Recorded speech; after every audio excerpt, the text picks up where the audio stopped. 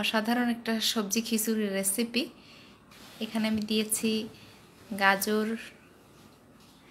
বরবটি, আলু। প্রথমে আমি ডাল, চাল, এটা তো খিচুড়ির উপকরণ। প্রথমে আমি কি করেছি, কড়াইতে তেল দিলাম, তারপরে পেঁয়াজ, রসুন, ধনেপাতা কুচি দিয়ে কষিয়ে তার ভিতরে আমি আলু দিয়েছি, আলু কুচি, বরবটি এবং গাজর দিয়েছি। গাজর এটা কষিয়ে তারপরে ডাল চাল দিয়ে দিছো, ডাল পরে দিয়েছি। কষিয়ে তারপরে যেহেতু সবজি,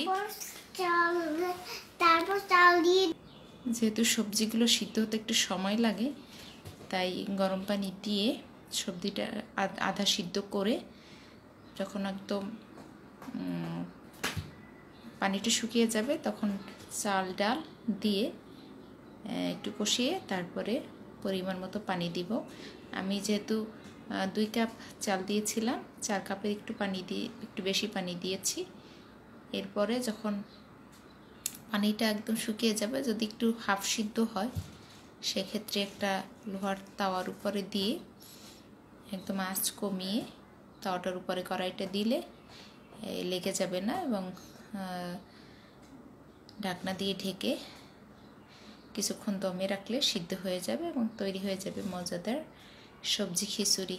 এখানে আমি যেহেতু গাজর, আলু, বরবটি দিয়েছি, অন্যান্য সবজিও দেওয়া যেতে পারে, শীতকালীন যে সব সবজি পাওয়া যায়। এই যে আমার ময়না পাখির জন্য সকালের ব্রেকফাস্ট। বাবা অথবা নেও, ধরো, সেটা বলো। এই যে ময়না পাখির জন্য সবজি খিচুড়ি কেমন হয়েছে বাবা? ভালো হয়েছে। Bye bye. আল্লাহ হাফেজ।